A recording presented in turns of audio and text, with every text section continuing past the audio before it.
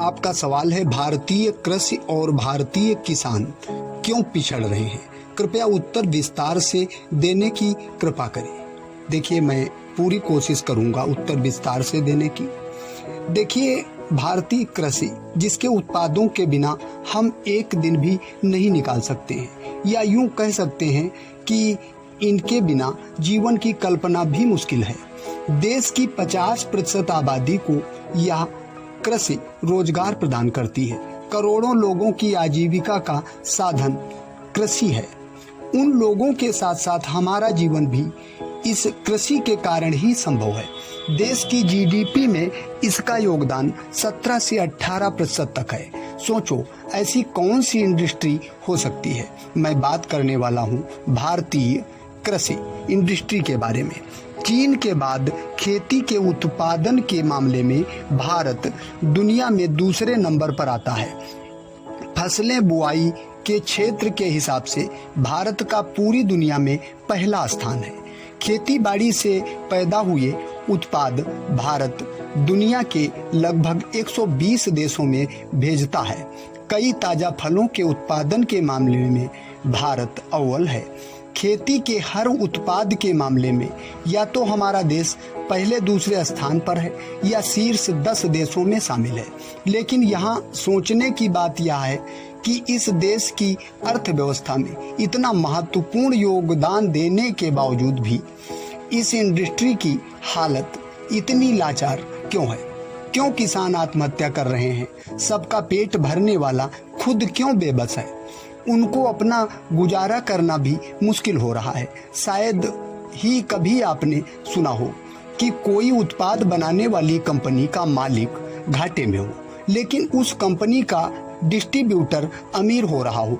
इस इंडस्ट्री में ऐसा ही है। किसान तो कर्ज के कारण मर रहा है, लेकिन बिचौलिए अमीर हो रहे हैं। दोस्तों, शराब के बिना इंसान जिंदा रह सकता है, लेकिन शराब बनाने वाला करोड़पति है। अनाज के बिना इंसान जिंदा नहीं रह सकता है, लेकिन अनाज पैदा करने वाला किसान मर रहा है।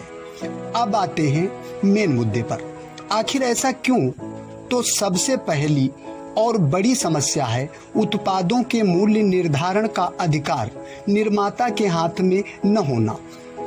किसानों से गेहूं खरीदकर आटा बनाने वाली कंपनी तो अपनी लागत निकालकर आटे का मूल्य खुद तय करती है, लेकिन किसान अपनी गेहूं का मूल्य निर्धारित नहीं कर सकता।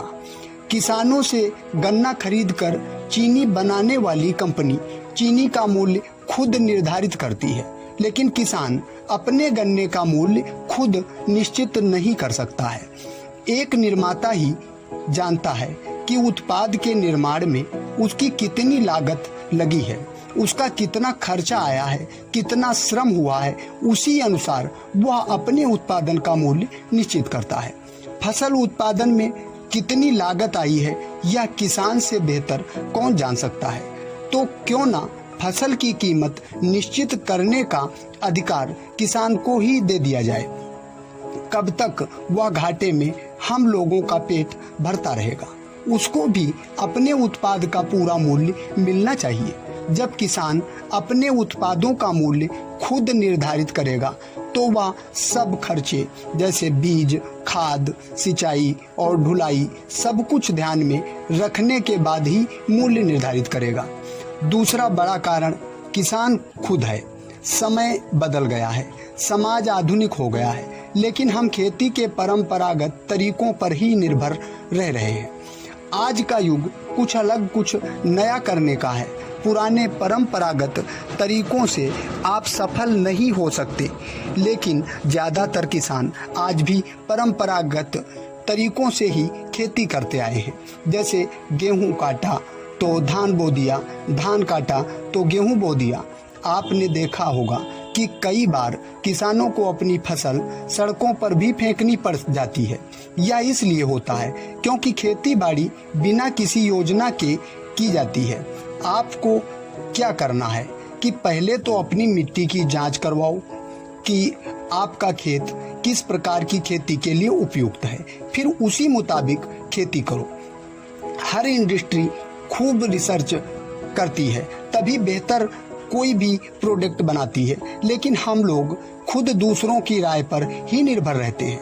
खेती में नए विचार लाओ, ऐसी फसल की खेती करो जिसमें लागत कम और मुनाफा ज्यादा हो।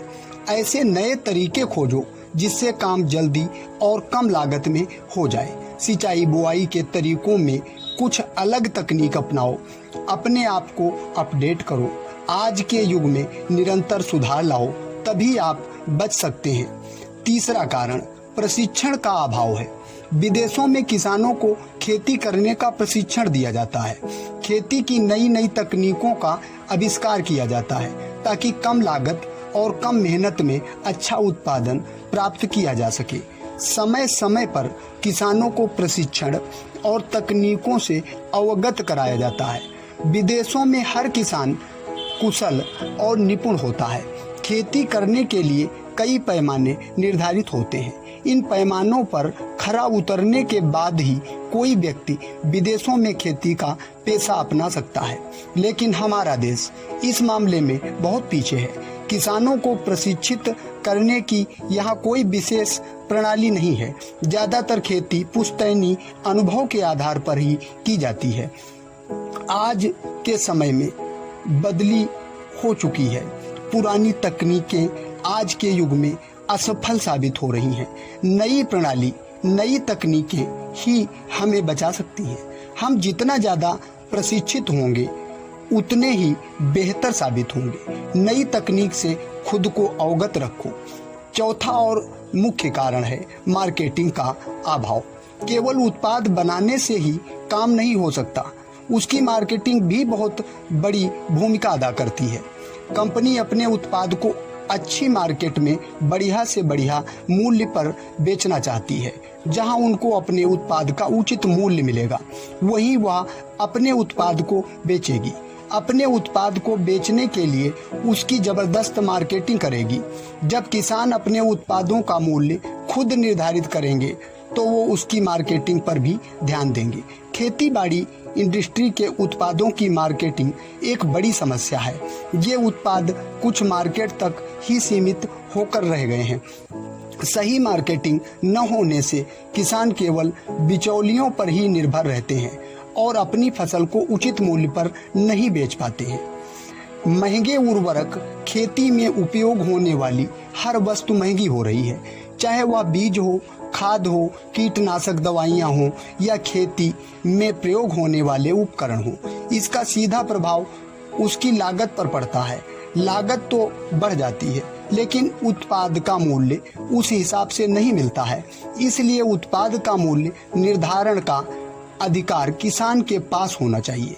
जब कच्चे माल का मूल्य कंपनियां खुद निर्धारित करती हैं, तो तैयार उत्पाद का मूल्य भी तो कंपनी को खुद निर्धारित करने का हक होना चाहिए। जब कच्चे माल की कीमतें इतनी बढ़ सकती हैं, तो उस अनुपात में कृषि उत्पादों की कीमतें भी बढ़नी चाहिए। देखिए, आखिर में मैं इतना कहना चाहूँगा, किसान की बदहाली के लिए किसान कम भारतीय केंद्र सरकार पूर्ण जिम्मेदार है। इस पर शीघ्र सरकार को सोचना चाहिए, अन्यथा किसान कब तक अपना खून पिलाता रहेगा। अगर एक बार किसानों ने भी शहरों का रुख कर लिया तो आपकी अर्थव्यवस्था धरी की धरी रह जाएगी। खाने को दाने नहीं होंगे, पैसे खाने से पेट नहीं भरेगा, पेट रोटी खाने से ही भरता है। धन्यवाद। अब मिलेगा हर सवाल का जवाब अपनी मातृभाषा में। डाउनलोड करें बोलकर ऐप। आइए मिलकर बनाएं एक आत्मनिर्भर भारत।